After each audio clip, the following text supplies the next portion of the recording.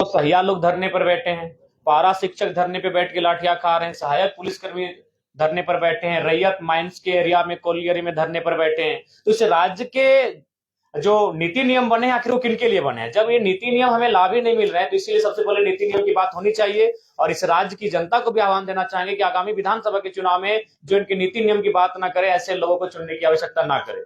आज देखिएगा ये सोशल मीडिया में काफी वायरल हो रहा है, हालांकि जो 60-40 कहते हैं, हमें लगता है 60-40 को फॉलो किया गया है।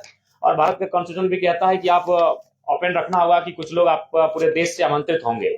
लेकिन मेरा कहना है कि जो सरकार है उन्हें एक वैकल्पिक मार्ग तैयार करना होगा कि ओपन कैटेगरी में भी मैक्सिमम झारखंड के लोग आए। आपको ये मापदंड तय करने होंगे और इस पर कहीं रोक नहीं है।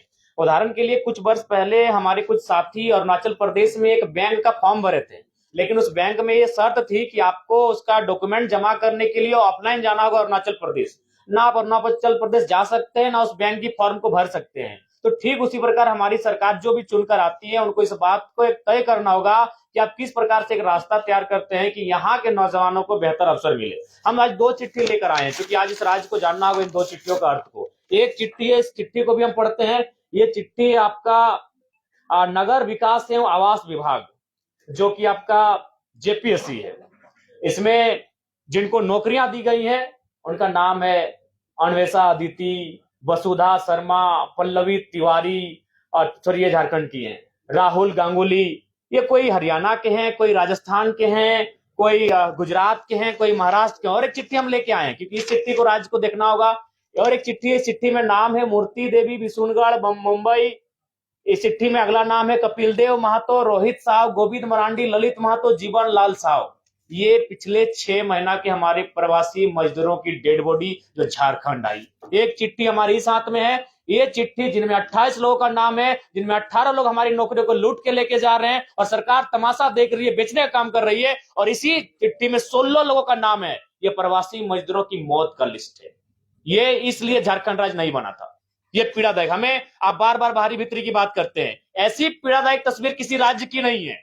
ये सिर्फ पिछले 2 महीनों की लिस्ट है। मैं तारीख पढ़ूंगा, 23 तारीख 7वां महीना 2024, 23 तारीख 7वां महीना 2024, 12 तारीख 7वां महीना 2024, 13 तारीख 7वां महीना 2024, 15 तारीख 7वां महीना 2024। तो हम मरने के लिए झारखंड पैदा नहीं हुए हैं। 40% खनिज संपदा हम लोग, हमारी जमीन से निकल कर जाता है, हम प्रवासी मजदूर बन के जाते हैं। हमारी लाश कहां से आती है? मुंबई से, मुंबई से, मुंबई से। कर्नाटक, गुजरात, मुंबई, केरल, हैदराबाद, पुणे, मुंबई, मुंबई, मलेशिया, गुजरात, तमिलनाडु, चेन्नई, हैदराबाद। ये चेन्नई और हैदराबाद की डेड बॉडी अभी घर नहीं पहुंची है। 4 दिन हो चुके हैं, 4 दिन हो चुके हैं। ये चेन्नई और हैदराबाद की डेड बॉडी अभी तक घर नहीं पहुंची है। मैं आपके प्रेस कॉन्फ्रेंस को कहते कहते मेरे कंठ सूख रहे हैं, मैं भावुक हो रहा हूं। इस दिन के लिए शहीद निर्मल महतो ने कलेजे में गोली नहीं खाई थी। इन लोगों के लिए कलेजे में गोली नहीं खाई थी। इनसे हमारी कोई आपत्ति नहीं है जो जिनका नाम इस लिस्ट में है। हमें आपत्ति सरकार से है। हमने इस लिस्ट के लिए, इस चिट्ठी के लिए हमने सरकार नहीं बनाया था। हमने इस लिस्ट के लिए झारखंड अलग नहीं किया था। हमने इसे रोकने के लिए झारखंड राज्य अलग किया था। ये 16 डेड बॉडी, ये कुछ ही महीनों का रिकॉर्ड कार्ड है। अगर हम आगे बढ़ेंगे तो और दर्दनाक तस्वीर सामने आएगी। पहले सरकार देख रहे हैं कहां कल्पना मैडम जाके प्रवासी मजदूर वापसी आए हैं, उनको लेकर जश्न मना रही है। अरे वो तो जिंदा हैं, जो लोग मर गए हैं इनकी डेड बॉडी पहले वापस कीजिए। इनकी डेड बॉडी कैसे आएगी उस पर मंथन कीजिए, उस पर चिंतन कीजिए। नाम पढ़ दे रहे हैं, शिवा महतो, नवाडी, चेन्नई में उनका देहांत हुआ है 21 तारीख 7वां महीना 2024। भुवनेश्वर सिंह, नवाडी प्रखंड, सेम प्रखंड, हैदराबाद, 24 तारीख 7वां महीना 2024। ये 2 चिट्ठी हमारे पास है।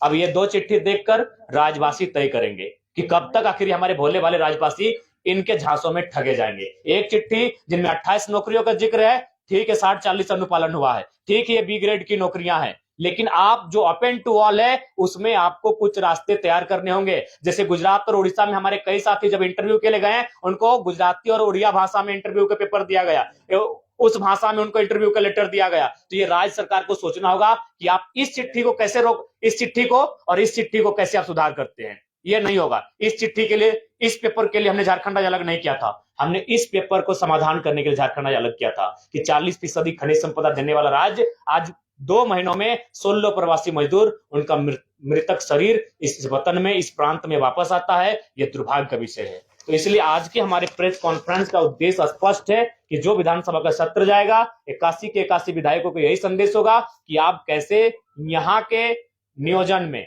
चाहे वो प्राइवेट सेक्टर हो, चाहे वो सरकारी सेक्टर हो, मैक्सिमम झारखंड के लोगों कैसे होगा, सदन में आप बैठे हैं, इस बात को आपको तय करना होगा। दूसरी बात, मैं माननीय मुख्यमंत्री से आग्रह करूंगा, देखिए एक कहावत है कि अपना अपना करो सुधार तभी मिटेगा भ्रष्टाचार। यदि आप अपना सुधार नहीं करेंगे तो आप लाख लोगों को बरगला लें, जब समय आता है तब आप अपने आप को आदिवासी का बेटा कह के बच जाते हैं, लेकिन इस लिस्ट में आदिवासियों का भी नाम है। इसलिए सबसे पहले मैं आपको एक छोटी सी घटना याद, कहानी आप पढ़े होंगे, एक वेद की कहानी है जो जड़ी बूटियों से इलाज करता था। एक दिन एक महिला अपने बच्चे को लेकर उस वैद्य के पास गई और वैद्य से कहा कि मेरा बेटा का तबीयत खराब है, इसका इलाज कीजिए। तो वैद्य ने कहा 2 दिन के बाद आइए। जब 2 दिन के बाद महिला अपने बेटे को लेकर वैद्य के पास गई तो वैद्य ने कहा कि इसे कहिएगा गुड़ ना खाए। तो वो महिला बहुत नाराज हो गई कि ये 2 दिन पहले भी ये बात बता सकते थे। तो वैद्य ने कहा कि आपके जाने के बाद मैंने पहले गुड़ खाना बंद किया। तो ठीक मुख्यमंत्री को कहना चाहेंगे, आप आदिवासी अगर हितैषी हैं तो पहले नेमरा गोला के अलावे जहां जहां आपका जमीन है आदिवासियों को वापस कर दीजिए, तभी आपको आदिवासी हितैषी कहेंगे। आप धन बोकारो में रखेंगे एकड़ एकड़ जमीन, आप दुमका में रखेंगे, आप रांची में रखेंगे, बिल्कुल अगर आप सच में आदिवासी हितैषी हैं तो पेपर के पन्नों में नहीं और आपके भाषणों में नहीं, आप आज से ये मुहिम शुरू कीजिए। क्योंकि अगर नेता बदलाव नहीं करेंगे, अगर नेता नहीं बदलेंगे तो ये राज्य नहीं बदलेगा। तो इसलिए उनसे हम पहले आह्वान करते हैं और बाकी तो हम लोग विधानसभा के लिए तैयारी कर चुके हैं। विधानसभा में हमारी पुरजोर उपस्थिति होगी और उम्मीद करते हैं कि इस बार का विधानसभा का चुनाव उस उद्देश्य के साथ लड़ा जाएगा जिस उद्देश्य के साथ इस झारखंड राज्य को अलग किया गया था। और उसके लिए तमाम राज्य से हमें अच्छा समर्थन मिल रहा है, पूर्ण समर्थन प्राप्त हो रहा है, तमाम वर्ग के लोग जुड़ रहे हैं, अब एकेडमिक बौद्धिक लोग भी हमारे साथ जुड़ने लगे हैं और हम उम्मीद करेंगे कि इस राज्य की बेहतरी के लिए एक बेहतर कार्य करके जाए। और बाकी आपके इस सवाल के लिए हम आमंत्रित करते हैं। नियोजन नीति को लेकर के और हेमंत सोरेन की जमीन को लेकर के आप निशाना साध रहे हैं, आपके पास क्या कोई आंकड़ा है जहां पे हेमंत सोरेन ने गलत तरीके से नेमरा के अलावे जमीन खरीदी? जी, सम्मानित प्रभात खबर में छपा था। हम लोग आखिर किसी सोर्स से ही बात कर रहे हैं, अगर हम गलत हैं तो फिर उस अखबार पे आपको फटकार लगानी होगी। ये बोकारो का मामला है।